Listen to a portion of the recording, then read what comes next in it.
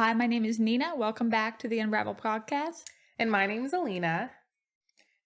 And today, we thought it would be helpful if we talked about the process of real estate. So, what it looks like both from the realtor side and from the client side. Buying a home, selling a home, and the steps involved. So, Absolutely. So I get asked a lot from a lot of people, like, how does real estate work? How are you able to show someone else's listing? And stuff like that. So I kind of wanted to talk about the fundamentals of real estate and kind of what that looks like from both perspectives, like Nina mentioned. So how it works is, you have a buyer's agent and a seller's agent. The buyer's agent represents the buyer, and then the seller agent represents the seller. I'm looking at Nina, so I'm gonna be the buyer's agent. You'll be the seller's agent. Or do a little role play here. Right. So we put all of our listings in an MLS system. The seller's agent would be the one receiving the listing, because they're representing the seller. And so they would put their listings in the MLS system. The MLS stands for multiple listing service, again, which is where all listings go into. And then from there, we as buyer agents and other seller agents are able to go onto the MLS system and search for listings that fit their clients' needs. Now, regardless if Nina is a seller's agent, she could also still represent buyers as well. So she can also represent two parties in the same transaction, the buyer and the seller. And that's called dual agency, right? Yeah. I have a brain fart there. Yeah. But anyway, so you have two parties in the transaction to represent the other two parties of the buyer and the seller.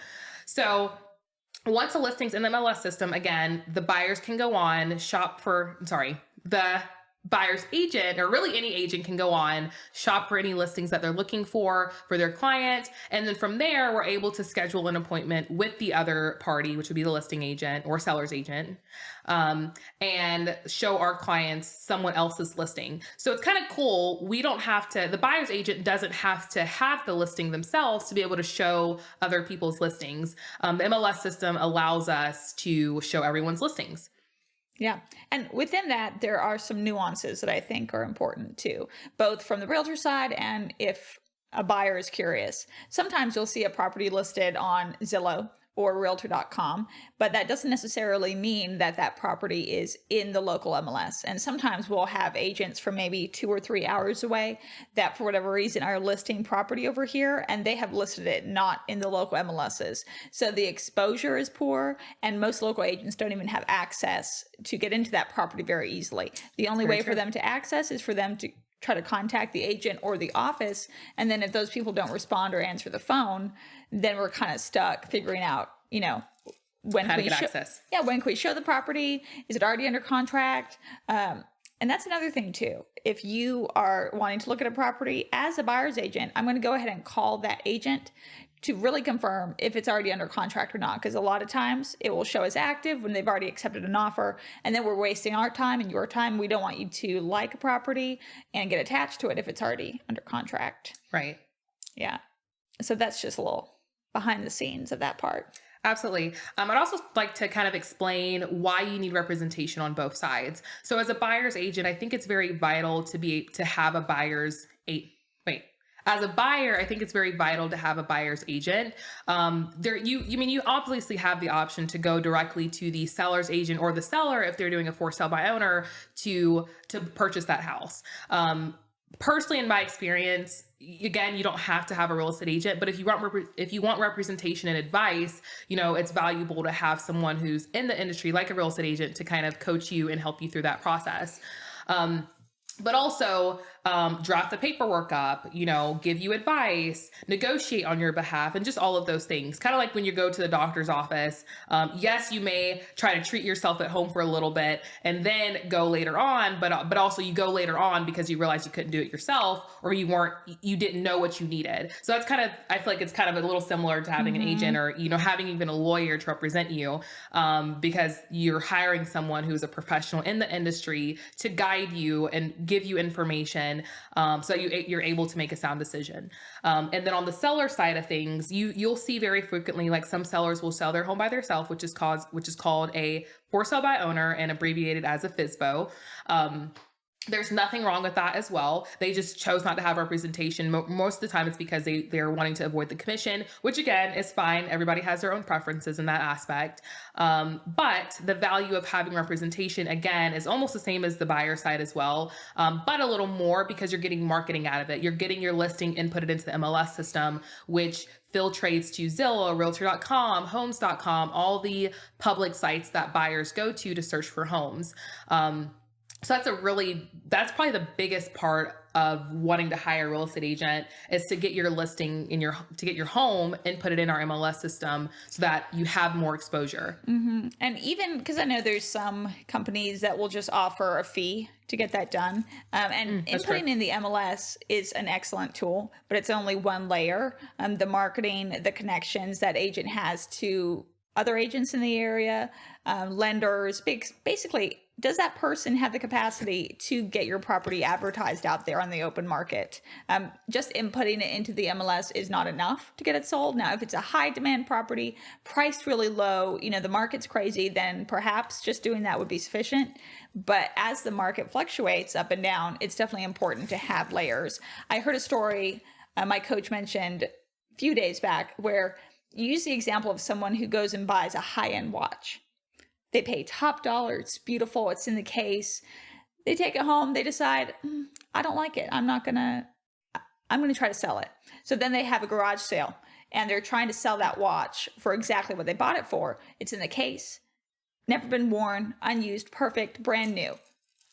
No one's going to pay market value for that property because now they know, oh, well, it's at a garage sale. I don't need to pay. I can negotiate. Now, if you were to hire someone to take that watch to an auction, you will for sure get a higher price point. So it's all about perspective. If you really are wanting to save the $10,000 to $20,000, whatever that amount is, if that agent is able to get you that plus more, does that make sense? So again, it's all about motivation. That was a damn good analogy. All my friends tell me I have the worst analogy.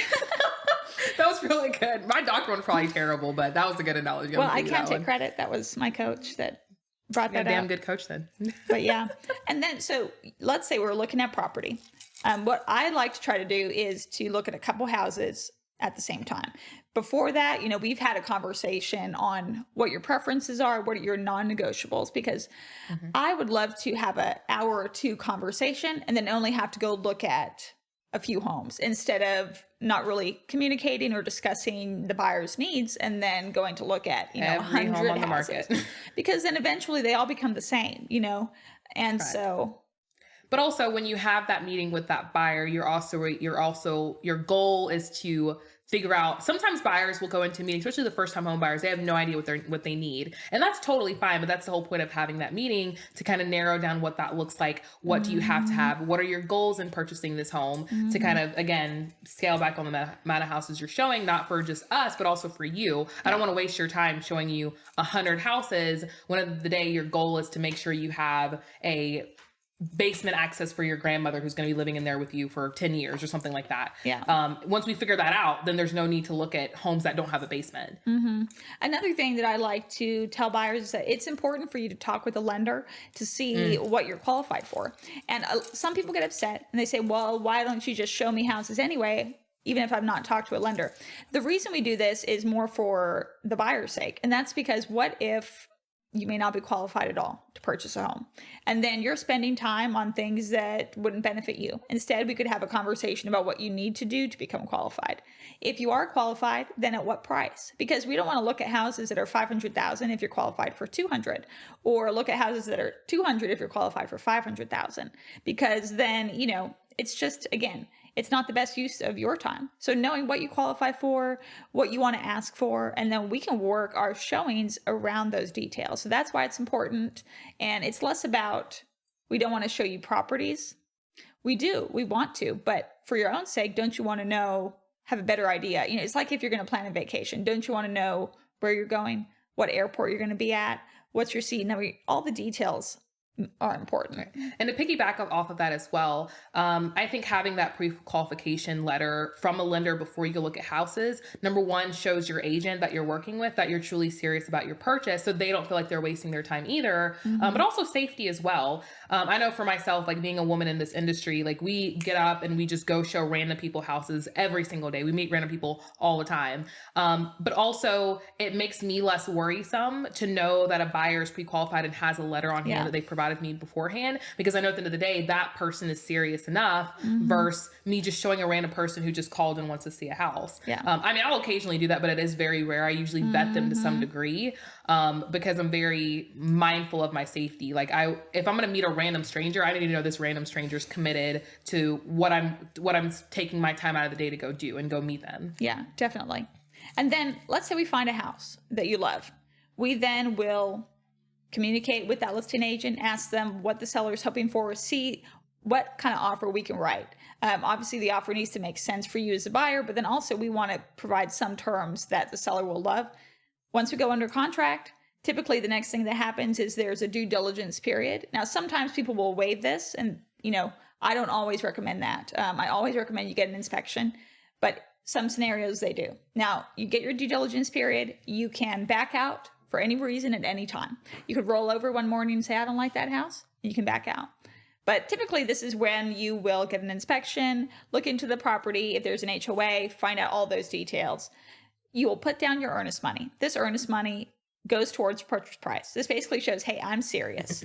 After that period of time, if you're getting a loan, then you have maybe your financing contingency and appraisal contingency.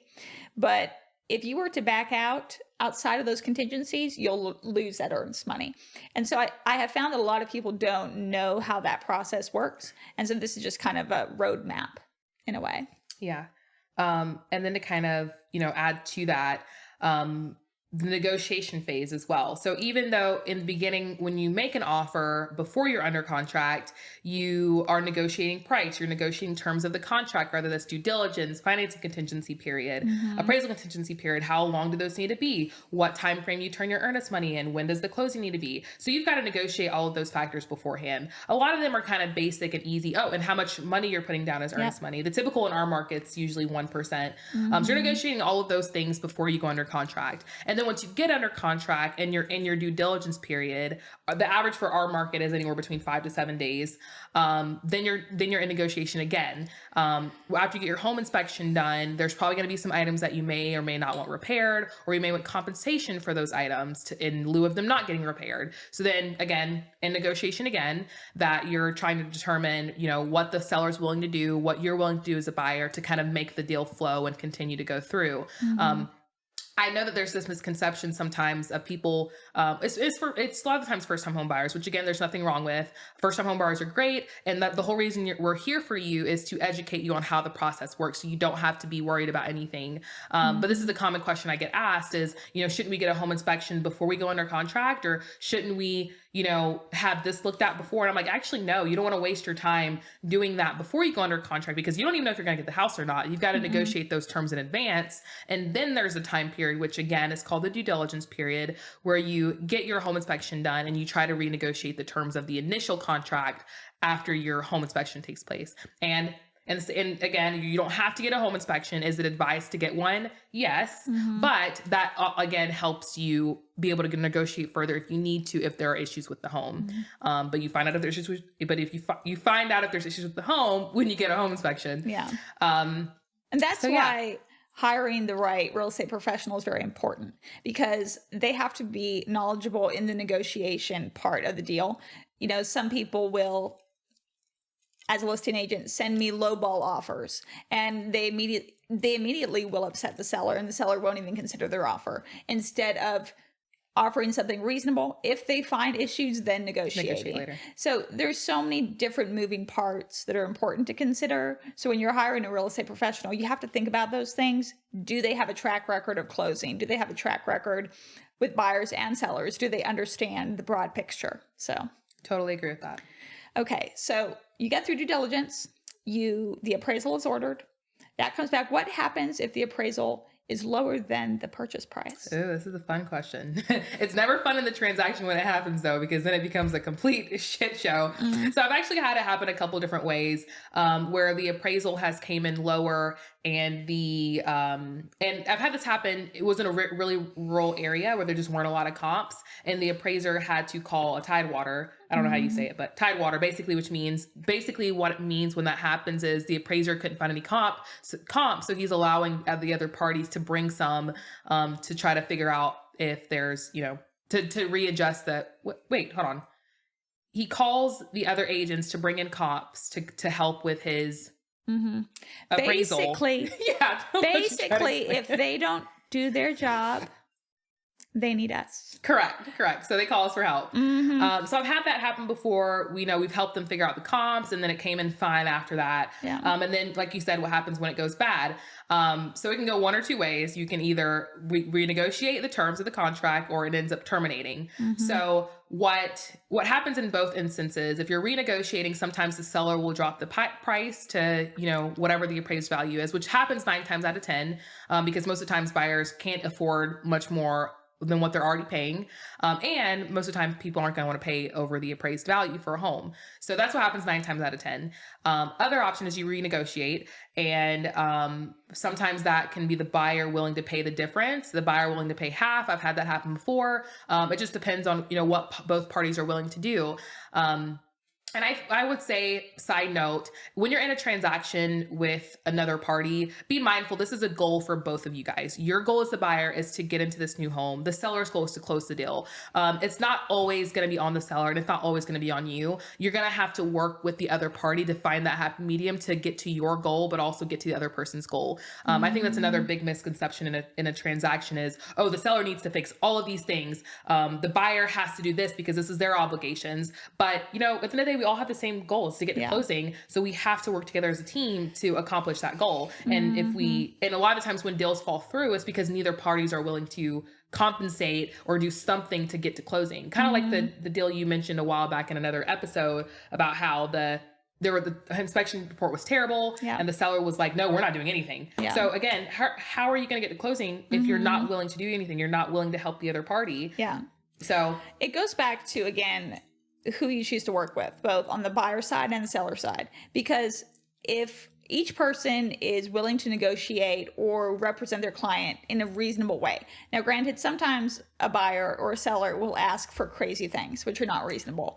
But if both parties are being reasonable and they want to work together, typically you can come to an agreement and get to the closing table. But if, your agent is not versed in negotiation, or maybe they haven't sold a property in a long time, or maybe they're just cocky and they have ego and they don't want to drop the price, whatever the case may be, you just have to think about that as well. Because really, sometimes if a property doesn't appraise or there's conditions that need repair, that's not going to change. So if this deal terminates, the next buyer, not only do you then have to disclose that information, but you'll have the same issue. So a lot of times it's worth never sells. No, and it's worth trying to make that deal work. Totally agree. So let's say you get past that, and for whatever reason you decide, I don't want to buy the house. Then in that case, you will be losing the earnest money and opening yourself up to a lawsuit. Most times, a lot of brokers, they don't end up suing, but the buyer and the buyer's agent, well, not the buyer, because if you don't close, the seller and the seller's agent. So it's there's so many different layers. If you're within your contingencies and you're backing out because of those contingencies, your earnest money will go back to you. But if not, you'll lose it. Your agent doesn't get paid. Nobody gets paid. So again, just different things. And I will say this, buyer, seller, anyone, real estate, anything, read the contracts that you're signing. I know you rely on your agents to explain it, and we do a very good job of doing that, but just because we, summarize the contract for you doesn't mean that our summary isn't explaining every single term of every single term in the contract. It's like when you're hiring a real estate agent, you're almost like hiring a lawyer. You're having someone represent you. And I think it's very important that you read what you're agreeing to, so that your rights, what your agent's responsibilities are, what the seller's rights are, you understand what you're getting into in this transaction. And if you don't understand some of the things, then you have a conversation with your agent and, you go through every item line by line. I do it all the time with clients, and that is totally fine. At the end of the day, we want to make sure that you truly understand what you're getting into, but also what your responsibilities are as well. Then that way, once everybody understands everything and we're kind of all in agreement on things, it definitely helps move things a lot smoother when we all understand what's going on. And just a little, I'm going to insert this comment.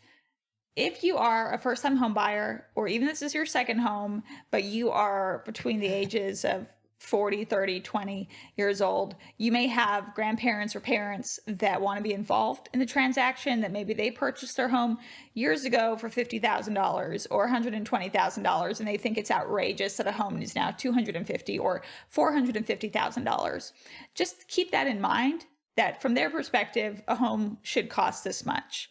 But in reality, that price no longer exists in this market. And so although their feedback, of course, is valid and important because they're your family, it may not be 100% updated to the current market all the time. Yeah, totally agree with that. But also too, like the whole point of buying real estate and why it's one of the most sought after things, but also like what makes a lot of people rich is because it appreciates. You can own a home and not do anything to it but maintain it, and it appreciate in value with you doing nothing to it. And I think that's one of the biggest reasons why people want to invest in real estate. So let's be honest, if real estate didn't have that kind of weight, nobody would be buying it. So I think that plays a really big role in purchasing real estate. Yeah. Well, I think that wraps us up for today. Next week, we're going to get into the listing side, so sellers and what that expectation should be. You can find us wherever you listen to podcasts. We bring out a podcast every Wednesday, and feel free to connect with us on social media as well.